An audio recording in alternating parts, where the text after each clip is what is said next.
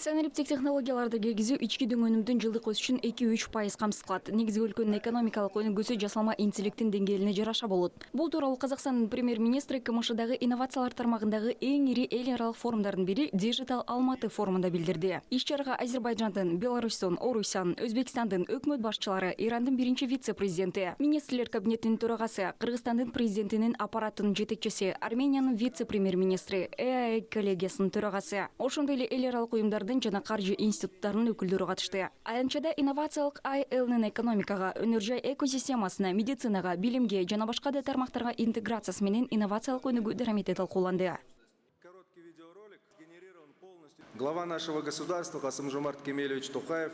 Мамлекет башчысы Касым-Жомарт Токаев Алем АЭЛ эл аралык жасалма интеллект борборунун базасында компетенциялардын экосистемасын түзүүнү демилгелеген. Ал быйыл Астанада ачылат. Бул биргелешип чечимдерди иштеп чыгуу үчүн алдыңкы жумушчу компанияларды, илимий лабораторияларды, стартаптарды жана билим берүү программаларын бир аянтчада бириктирүүгө мүмкүндүк берет. Биз Алем Чекит АЭЛ борборунун базасында жасалма интеллект жаатында биргелешкен долбоорлорду иштеп чыгууда биримдик боюнча өнөктөштөрдүн күч аракеттерин бирдиктөө зарылдыгына көңүл бургубуз келет. Базе центра Алем AI.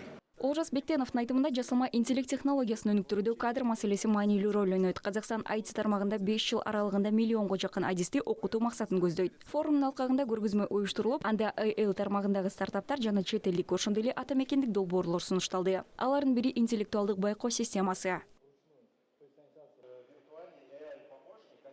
Основным преимуществом, наверное, является это.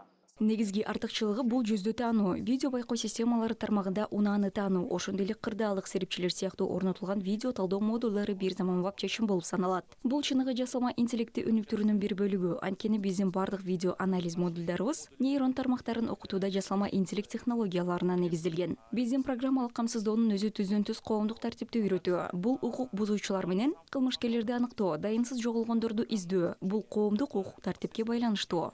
Общественного правопорядка, да, это поиск нарушителей, поиск преступников, без вести пропавших людей. Это что касается общественного правопорядка.